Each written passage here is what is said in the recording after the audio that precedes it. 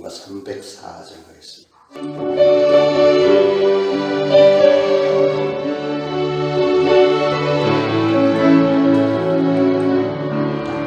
크신 하나님의 사랑 말로 다용 못하네. 저 높고 높은 별을 넘어 이 낮고 낮은 땅 위에 죄방한 영혼 구하며 그 아들 보내사 화목제로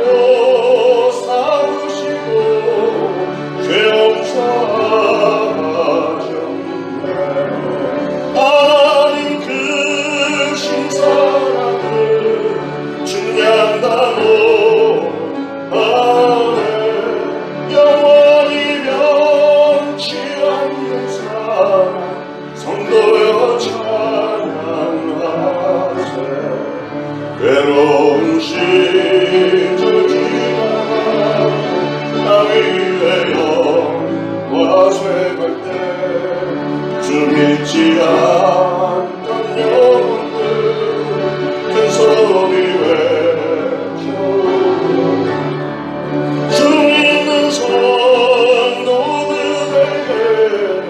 큰 사랑 베푸사. 우리의 죄 사했으니 그의 기준가. 하나님 크신 사랑을 증량다고 하네. 영원히 변치 않는 사랑 성도여 찬양하세. 하늘을 두루마리 사랑해 바다를 넘을 사랑하고 한없는 하나님의 사랑 가기도 할 수 없는데 하나님의 크신 사랑 그 어찌하실까. 하늘로 비싸고 지어지고 3절 다시 한번. 하늘을 두루마리 사고 바다를 머물 사랑 한없는 하나님의 사랑 가리고 갈 수 없겠네. 하나님의 크신 사랑 그 어찌하실까.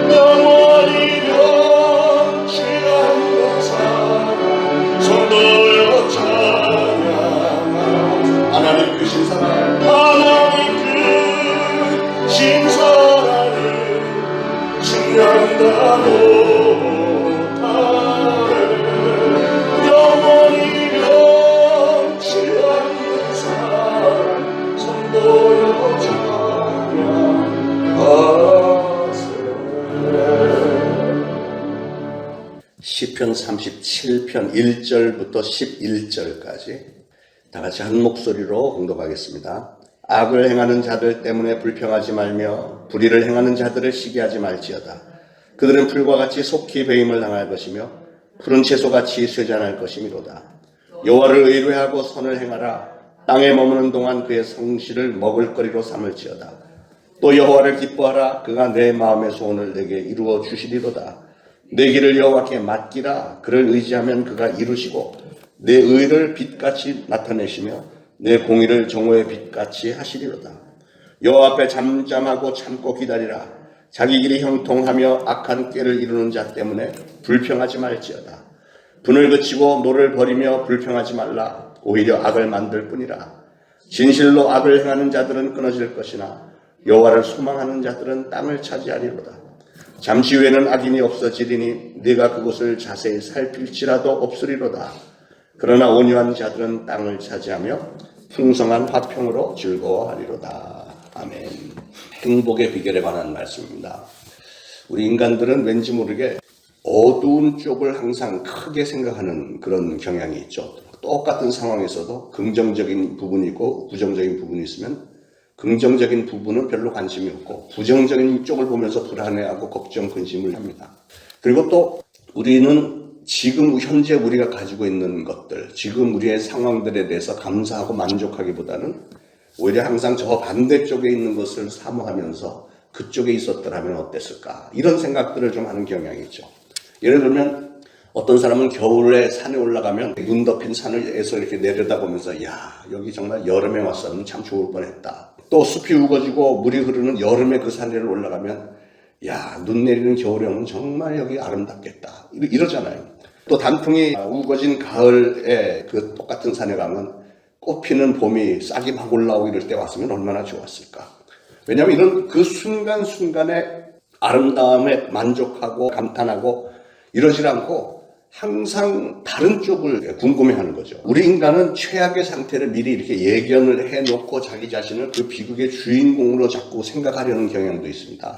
하늘이 온통 어둠으로 덮여 있을 때는 더 말할 나위가 없겠죠. 부정적인 사람은 조그만 사건만 터져도 나는 실패자야, 나는 무능한 사람이야, 나는 보잘것없는 자야, 뭐 이렇게 자기를 그냥 낙인을 찍어버립니다. 그 결과로 그 사람의 마음속에는 좌절이 가득하고 불평, 원망, 분노, 미움, 시기, 질투 뭐 이런 것들이 막 가득 차게 되는 거예요. 그렇기 때문에 하나님은 우리가 더 큰 악에 빠지지 않도록 조심하라, 이런 말씀을 주세요. 매년 미국 보스턴에서 열리는 그 마라톤 대회가 전 세계적으로 아주 유명한데, 그래서 매년 4월이 되면 세계, 뭐 미국은 말할 것도 없고 세계 다른 나라에서도 마라톤을 잘한다는 사람들이 다 몰려드는데 한 2,000명 정도 몰려든다고 그래요. 2,000명이 마라톤을 뛰는데 42.175km인가 그렇잖아요. 그걸 뛰는데 전 코스를 다 완주해내는 사람이 3분의 1밖에는 안 된대요. 평상시에 늘 뛰던 거리인데도 보스턴 마라톤에서는 3분의 2 정도가 중도에 탈락을 한다는데, 왜냐하면 결승 지점 6마일, 한 10km를 남겨놓고 제일 마지막에 언덕이 하나 있는데 이 언덕을 넘기가 너무너무 힘들었어. 그러니까 다 지친 상태에서 언덕을 넘어야 되니까. 그래서 대부분의 선수들이 이 언덕에서 포기를 해버린다고 합니다. 그래서 언제부터인지 이 마지막 언덕을 통탄의 언덕이다, 이렇게 부른다고 그래요. 우리 인생에도 이런 고비가 종종 있죠. 우리가 인생을 열심히 잘 달리다가도 어떤 한순간에 이런 통탄의 언덕, 정말 오르기가 힘든 언덕, 그동안은 그래도 열심히 달려왔는데 이거는 넘기가 힘들 것 같아, 이런 그 언덕을 만나게 되죠. 그 지점에서 어떤 사람은 좌절을 하기도 하고 포기하기도 하고, 어떤 사람은 이 언덕을 원망하고 불평하고 왜 하필이면 그 자리에 그게 있는 거야.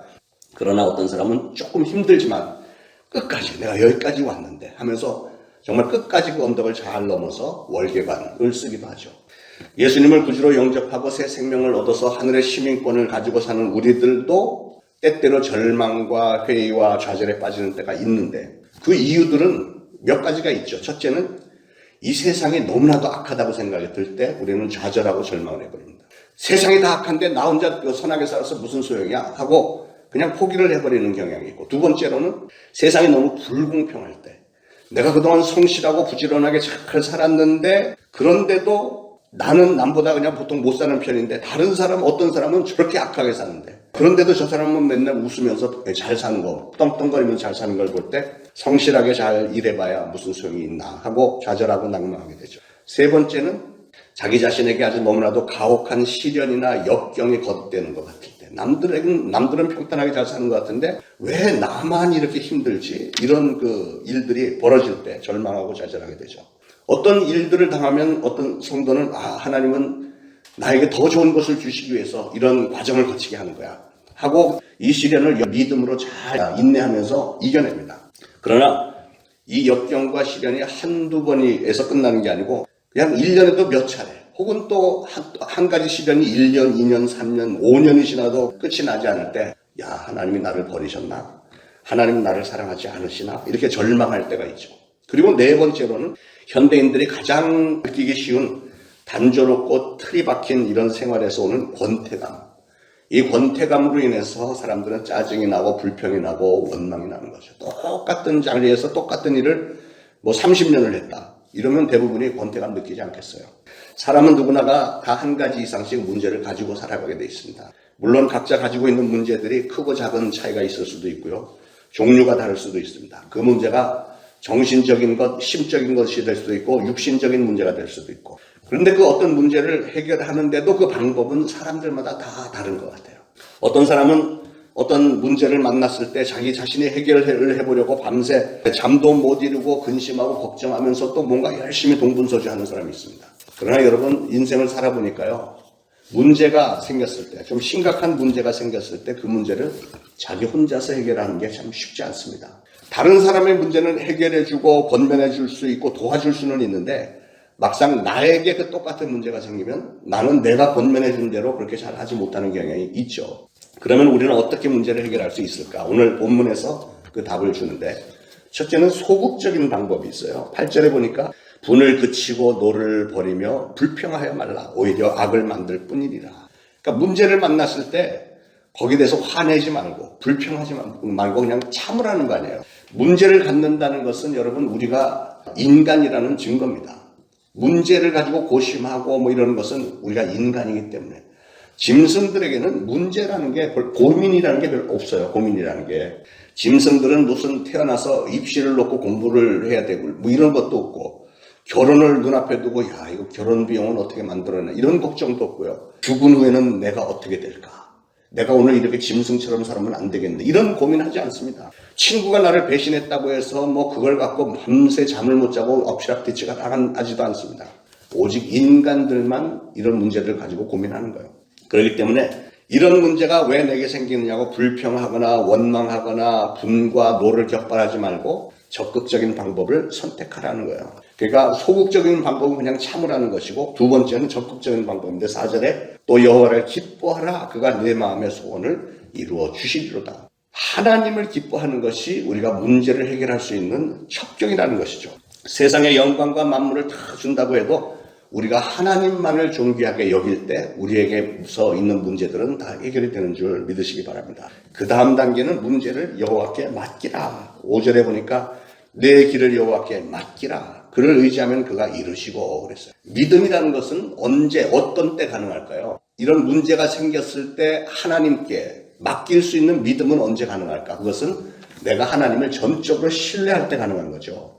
상대방을 하나님을 인정할 때 가능한 겁니다. 여러분은 어떤 문제들이 생겼을 때 이 문제를 누구에게 의뢰를 하십니까? 중요한 것은 여러분이 누구에게인가 가서 그 문제를 놓고 상담을 하고 해결을 받고자 할 때 그 상대방에게 그런 능력이 있느냐 하는 거죠. 대부분의 경우에 사람들에게는 그런 능력이 없습니다. 그러나 우리에게는 세세 무궁토록 영원하신 하나님, 천지를 지으신 하나님이 계시다는 사실을 믿으시기 바랍니다. 하나님을 인정하시고, 그리고 그 하나님은 나를 하나님의 자녀로 삼아주셨고 나를 위해서 독생자를 희생시키기까지 하신, 나를 그만큼 사랑하시는 하나님이시다. 믿고 신뢰하고 과감하게 맡기시길 바랍니다. 그럴 때 전지전능하신 하나님은 우리의 문제를 해결해 주시는 줄 믿습니다. 자, 하나님에게 맡긴다고 하는 것은 몇 가지 의미가 있는데, 하나님께 맡긴다는 것은 첫째로 모든 문제를 하나님 앞에 가지고 나와야 됩니다. 하나님 앞에 가지고 나오고, 두 번째로는 하나님을 의지한다는 그 믿음을 가지고, 세 번째는 하나님께 기도하는 겁니다. 기도는 문제를 해결하는 열쇠입니다. 하나님의 예수 그리스도의 십자가 아래 내 모든 짐들을 다 내려놓고, 그리고 나서 굴려버리라고 했어요. 굴려버린다. 여러분의 많은 문제들을 하나님에게 맡긴다는 것은 뭐 같으냐면, 이런 동그란 이런 문제 덩어리들을 산 꼭대기에 올라가서 산 아래로 그냥 확 굴려버리는 거하고 똑같다는 거예요. 하나님께 맡긴다. 십자가 아래 내려놓는다는 것은 그냥 굴려버리는 거예요. 그럼 굴려버리면 내 손에서 이미 떠났고 나랑은 상관이 없어지고 하나님이 알아서 막 해주신다는 것이. 그리고 해결의 방법 네 번째는 하나님 앞에서 해결하라 그랬습니다. 7절에 보니까요, 여호와 앞에 잠잠하고 참고 기다리라. 자기 길이 형통하며 악한 꾀를 이루는 자 때문에 불평하지 말지어다. 문제가 어떻게 해서 왔는지, 어떤 의미를 주는 것인지 하나님 앞에서 곰곰이 생각하고 잠잠히 참고 소망을 가지고 기다리는 말씀입니다. 여러분, 우리의 목적지는 이 세상 어딘가가 있는 게 아니고 저 천국에 우리의 삶의 목적지가 있는 줄 꼭 기억하시기 바랍니다. 하나님을 확실히 믿고 하나님을 경외하고 하나님을 존중하고 하나님을 두려워하는 그런 믿음으로, 그러면서 하나님이 무엇을 기뻐하실까 하는 걸 잘 판단을 해서 하나님이 기뻐하실 만한 일들을 행하면서, 그리고 문제가 왔을 때 모든 문제를 하나님에게 다 맡기고 굴려버리는 그런 심정으로 하나님께 맡깁니다. 맡겨버리고, 그리고 하나님께서 해결해 주기를 다 기다리시면 좋으신 하나님은 반드시 응답해 주실 줄로 믿으시기 바랍니다. 이런 믿음 위에서 여러분의 인생이 이 어두운 세상에서 세상을 오히려 밝혀주는 산 위의 등대와도 같은 그런 삶으로 변화되기를, 그런 은혜의 삶이 되기를 예수 그리스도로 축원합니다.